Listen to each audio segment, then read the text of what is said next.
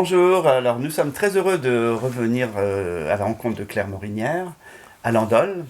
Un petit merci en passage à Priscilla Albert de nous avoir permis de te rencontrer. Donc aujourd'hui nous allons aborder deux sujets. Donc le premier ça va être la naissance. Donc parce que tu accompagnes les personnes à la fois pour les accouchements, les grossesses d'abord, je pense, oui. L'accouchement et après sur l'étape finale de la vie.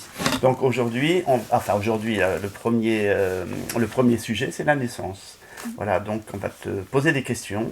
Et Ludmilla va te poser la première question. Oui, donc tu offres un accompagnement unique et personnalisé, comme tu le dis dans ton site, en fonction des besoins du papa et de la maman, ainsi que de la fratrie.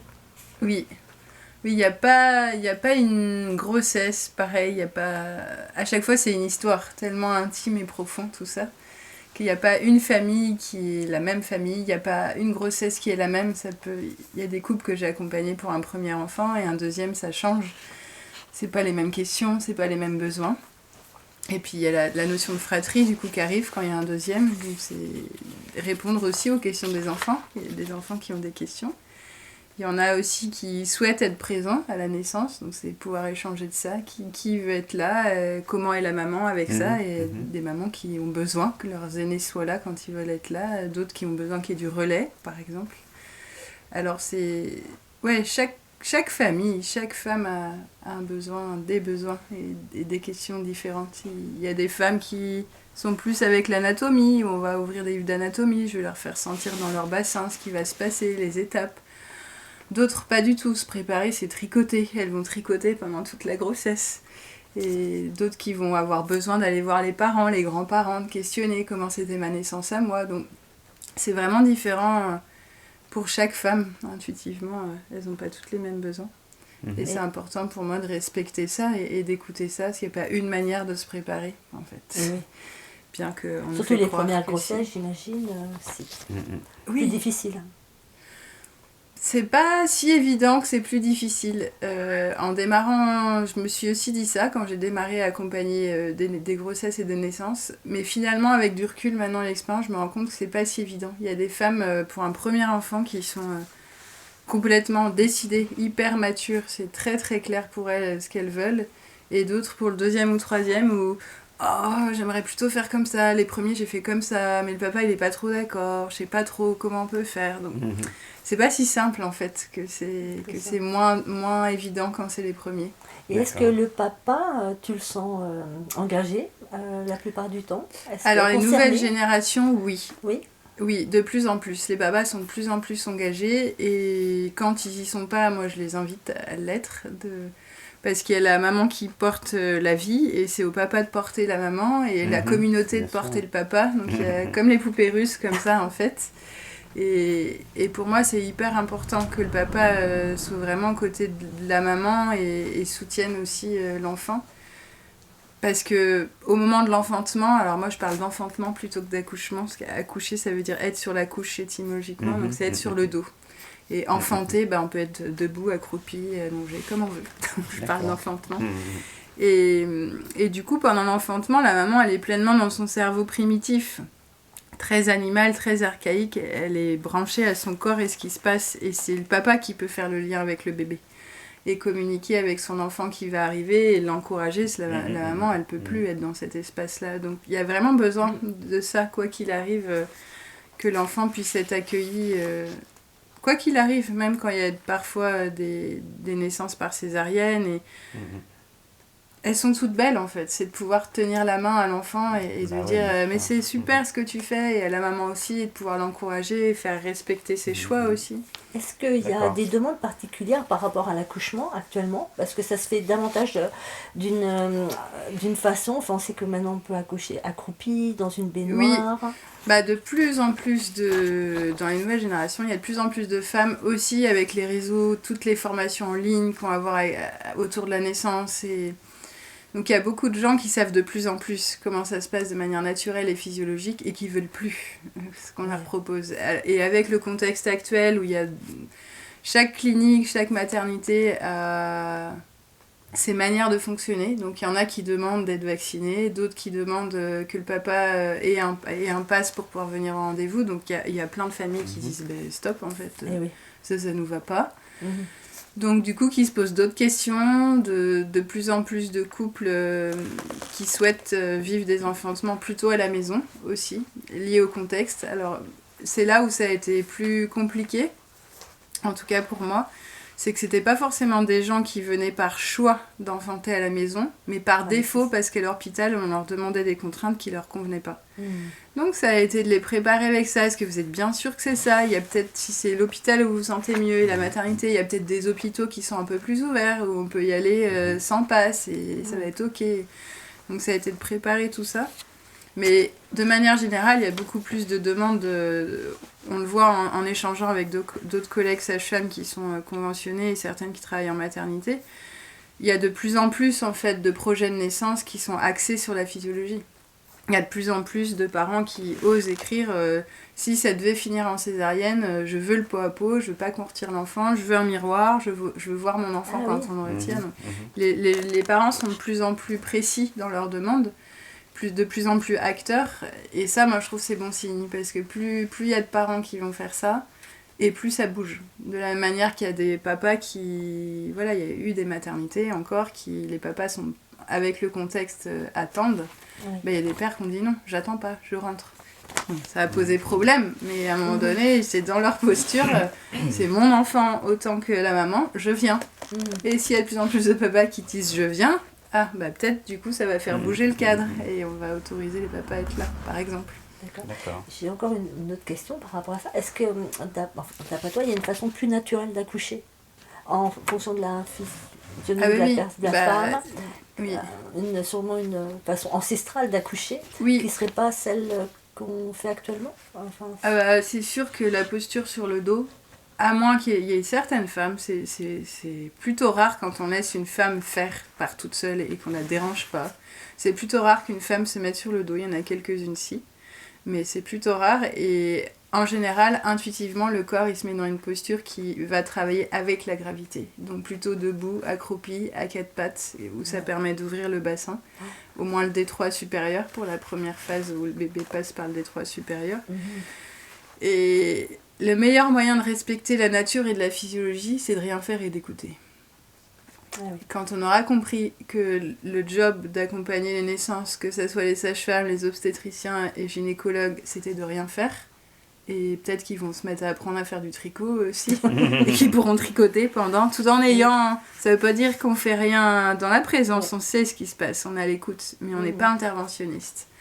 Et actuellement, malheureusement, je jette pas la pierre, c'est aussi les moyens du bord, c'est qu'il y a tant de salles de naissance par établissement, qu'il y a des programmes qui sont faits avec du coup les dates de terme qui sont programmées et du coup comment on fait si on laisse les femmes venir quand c'est le moment pour elles et qu'on oublie cette date de terme et qu'il faut déclencher si on a dépassé tant de jours, ça change d'établissement, il y en a c'est 5 jours on déclenche, à Nantes c'est jusqu'à 11 jours par exemple, donc si on laisse faire la nature, mais ça veut dire on peut plus fonctionner pareil.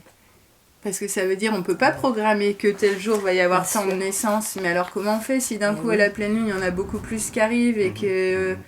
Alors c'est tout ça qui va derrière, c'est qu'on manque de moyens. Et donc comme on veut contrôler, parce qu'on n'a pas suffisamment de moyens, du coup c'est difficile aujourd'hui dans les personnes qui font le choix d'enfanter dans des structures médicales, d'avoir l'espace disponible, de laisser la nature et la physiologie faire. Ça démarre déjà avec quand est-ce qu'a lieu la naissance. Le truc de il faut déclencher si ça a dépassé 5 jours, il y a quelques années c'était 15 jours la limite. On est rendu à 5 jours. C'est une question de moyens. Et encore une fois, tout ce qui est créé, c'est la péridurale, elle est pas en premier, elle n'est pas là pour soulager la maman. Elle est là pour programmer le tempo et le timing. Bon, il se trouve que ça soulage des mamans et qu'il y en a qui la veulent, tant mieux. Mais en premier, elle n'a pas été créée pour ça, historiquement. Donc c'est juste se souvenir de pourquoi les choses ont été faites. Alors, une autre question, évidemment, tu parlais de la pleine lune. Est-ce que tu as constaté qu'il y avait plus d'accouchements au moment de la pleine lune ? Il y a plus de naissances au moment de la pleine lune. Non, c'est pas un mythe. Et même dans les maternités. Si on questionne à la maison, c'est sûr, il y a plus, mais aussi dans les maternités, elles voient plus de femmes débouler quand il y a la pleine lune. Il y a souvent un peu plus de naissances dans les maternités aussi. D'accord. Alors, il y a aussi un questionnement par rapport justement à ce que tu fais. Tu dis que tu accompagnes avant, pendant, après. Oui. Alors, qu'est-ce que tu entends par là? Avant, pendant, après? Oui, avant, c'est tous les couples qui viennent, qui ont ces questions de préconception, par exemple, qui n'arrivent pas à avoir d'enfants et de travailler qu'est-ce qui se passe qui fait qu'on n'arrive pas à avoir d'enfants. Parce que moi, ma manière de travailler, elle est globale et holistique. Ça s'arrête pas à une histoire de physiologie. Et c'est pas que une histoire d'ovules et spermatozoïdes qui matchent pas ou qui a un dysfonctionnement. Des fois, il y a tout qui fonctionne, mais pourtant l'enfant n'arrive pas. Alors, c'est de travailler sur d'autres plans, aller voir qu'est-ce qui se trame à cet endroit-là. Est-ce qu'il y a eu dans la famille, des fois il y a aussi ça, quand on remonte les histoires dans la famille, ben, on voit qu'il y a difficulté d'avoir un enfant, le premier, ça remonte à plusieurs générations, ça a toujours été comme ça. Alors est-ce qu'il y a des enfants qui sont décédés en temps de guerre, et du coup bah, on a intégré le schéma que un enfant de toute façon il va mourir, donc du coup il vaut mieux pas en avoir. Des fois c'est des choses comme ça. Donc on va travailler sur d'autres plans. Donc avant c'est ça, c'est tout ce qui est préconception. Il y a aussi des parents qui viennent en préconception parce qu'ils ont ce désir d'enfant, mais ils veulent changer leur alimentation, leur hygiène de vie. Et voilà, ils viennent aussi pour ça. Certaines pour arrêter de fumer, donc ça peut être sur tous les plans. Pendant, bah, c'est tout le suivi de la grossesse, où du coup, moi, je travaille pas de manière... pareil, je travaille de manière singulière, c'est-à-dire que je n'exige pas de voir les parents une fois par mois, et c'est pas... Hop là. Voilà. Une femme enceinte qui tombe. Et du coup, j'exige pas ça en fait. J'écoute, il y a des mamans qui ont besoin de me voir une fois par semaine, puis longtemps. Parce qu'elles ont besoin de prendre confiance et de discuter, on va aller se balader ensemble, de manger ensemble. D'autres mamans, une fois par mois, ça leur va. Donc c'est plutôt un suivi global où je fonctionne par forfait et les gens, autant qu'ils veulent, ils viennent. D'accord. En fonction de leurs questions. Donc ça c'est pendant la grossesse. Après il y a pendant la naissance où du coup je m'engage à être présente pour les familles qui le souhaitent et du coup parce qu'il y a des familles, ils ont tous les outils et ils veulent enfanter seuls, ce qu'on appelle un ANA, un accouchement non assisté médicalement. Et puis il y en a d'autres qui préfèrent que je sois là, ça les rassure. Donc du coup je m'engage à être là s'ils ont besoin et à être d'astreinte. Et puis il y a le après, où le après, du coup, en général, c'est 4-5 visites. Des fois, elles sont regroupées. C'est juste voir au niveau du périnée comment ça se passe. Est-ce que s'il y a eu quelques points de déchirure ou pas, par exemple. Le nouveau-né, voir est-ce qu'il a bien le réflexe de succion, est-ce qu'il y a des problèmes de frein, est-ce qu'au niveau crânien, des fois, il y a des bébés, quand ils passent, ils frottent un peu. Du coup, ils vont avoir du mal à téter, c'est juste parce qu'il y a le temporo-occipital qui est un peu coincé, donc on va décoincer, puis après, ça va libérer au niveau de la mâchoire, ils vont de nouveau pouvoir mieux s'alimenter. Donc c'est tout ça, et puis moi j'aime bien proposer des soins traditionnels de resserrage du bassin. Masser la maman, lui faire prendre un bain avec des plantes, venir la resserrer, l'envelopper pour qu'elle puisse retrouver tous ces tissus en fait, se sont complètement ouverts et comment ils reviennent vers elle, retrouver son axe, son centre de gravité de femme, une fois qu'elle est mère. Du coup je propose ça aussi. Donc c'est vraiment important. Ça fait partie des outils dont tu parlais, parce que tu as plusieurs outils, dont le Body Mind Centering. Oui, c'est ça. Tu as le Mami Wata. Oui.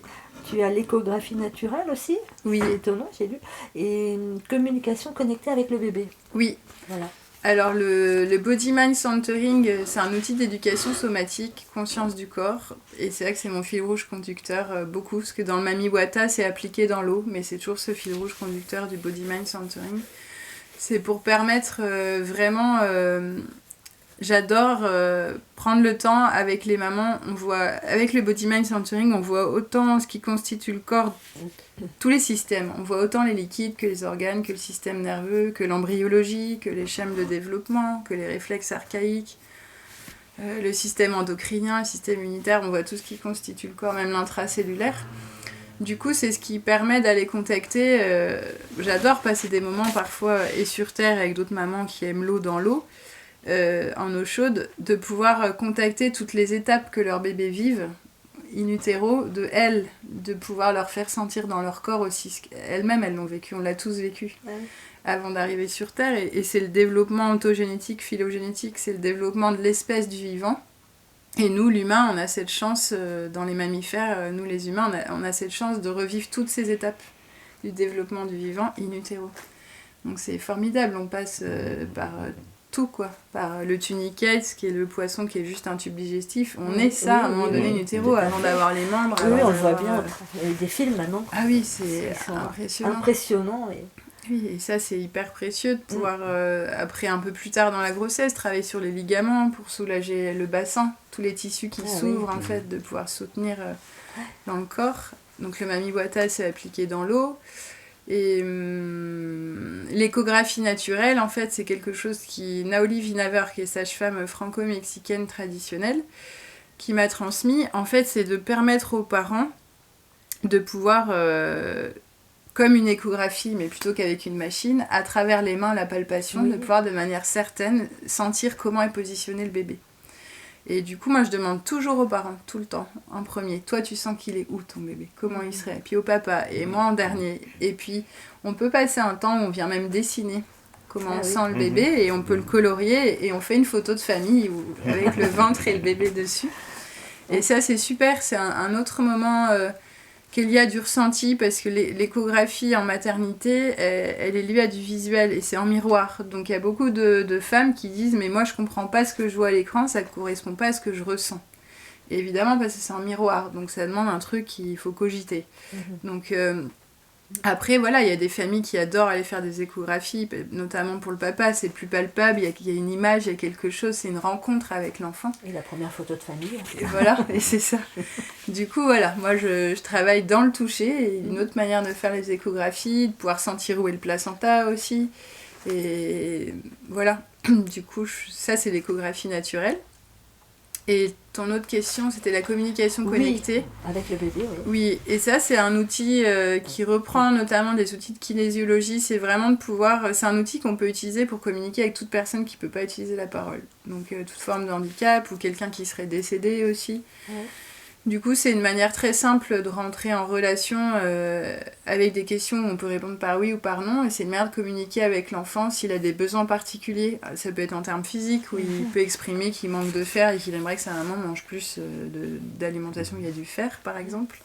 Ça peut être un besoin émotionnel du nouveau-né qui peut dire qu'il manque de présence de ses parents, ou de son père, ou de sa mère, Et ça peut être parfois des besoins qui sont plus liés à de l'énergétique. Il y a des enfants, quand on communique avec, qui veulent absolument que leurs parents y aillent à tel endroit, visiter un lieu, parce qu'il y a dans ce lieu, et c'est du vivant, quoi. Il y a de l'énergie, il y a quelque chose dont ils ont besoin pour les nourrir. Des fois, ça nous dépasse complètement. Ouais. Mais nous, quand on est adulte, on a envie d'aller quelque part, on prend notre voiture, on y va. Si on a envie d'aller à la côte, on prend sa voiture, on y va. Mais lui, il est dedans. Alors, peut-être il a envie d'aller à la côte, mais il peut pas le dire. Alors du coup, on va rentrer en relation avec lui, communiquer avec lui. Et ça, souvent, on le fait à 3 parce que les 2 parents et moi, ou parfois en groupe avec plusieurs mamans, plusieurs parents, parce que souvent, c'est quelque chose qui paraît tellement « non, mais c'est mon mental qui doit répondre ça, ça se trouve, c'est moi qui ai envie qu'il réponde ça, il répond ça. » Et quand on est à plusieurs et qu'on voit qu'on a tous la même réponse, parce que nous, on n'a pas intérêt les autres. On s'en fiche qu'il répond la mer plutôt que la campagne, de se balader. Moi, je m'en fiche complètement. Alors, de voir que tout le monde entend « ah, c'est la campagne qui veut aller près des menhirs », bah écoute, on est 6 à avoir entendu la même chose là. Alors, il y a peut-être quand même quelque chose qui vient confirmer, en fait, souvent l'intuition. Ou des fois, on a des doutes. On se dit « est-ce que c'est le mental qui intervient ?» Oui, carrément. Alors, moi, je rebondis sur ce que vous dites. Oui. J'ai une question qui est un peu dans le prolongement. Que sait-on de la conscience du nouveau-né ? Alors la science est en train de découvrir, mais il y a toujours un temps de retard, je trouve. Mais parce qu'il faut du temps pour analyser tout ça, c'est le principe de tout ce qui est scientifique. Il faut plusieurs cas et un grand, je sais plus qu'on appelle ça, mais il faut un grand nombre de chiffres et répéter pour qu'on puisse dire que. Mais déjà, on est passé dans le temps, on considérait pas que le bébé était une personne. Et on considérait qu'il n'avait même pas d'émotion. Ouais, donc déjà, ça a bougé. On voit que... Et après, là où ça évolue, mais pour moi, c'est en lien avec le vivant, c'est parce qu'en ce moment, la vibration du vivant et de la Terre, de la planète Terre, augmente. Alors, ça ne veut pas dire qu'on va plus vers la lumière ou que sais-je encore, c'est juste elle augmente. Et en termes énergétiques, c'est dans une phase d'expansion yin. Tout s'accélère très vite.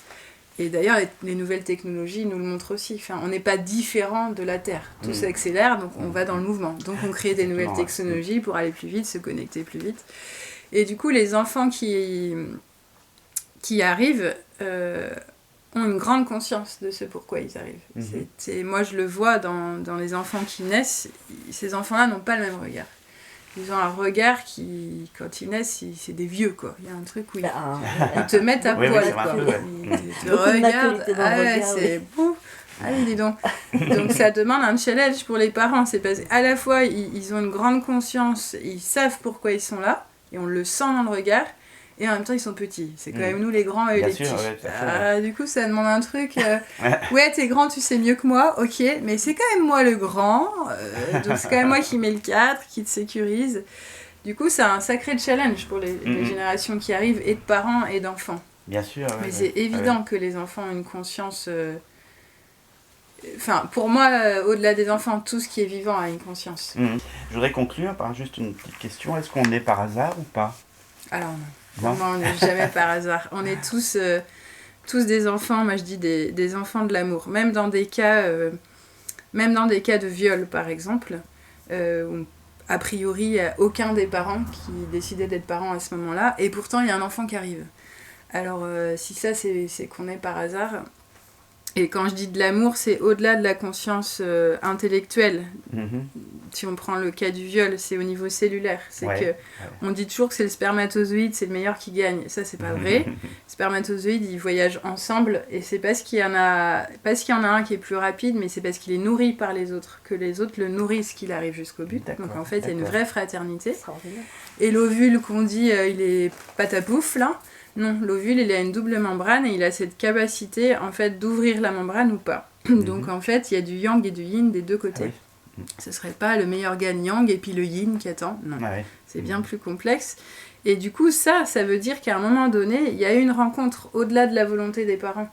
Il y a un ovule qui a dit oui, qui s'est ouvert. Alors, pourtant, c'était en cas de viol.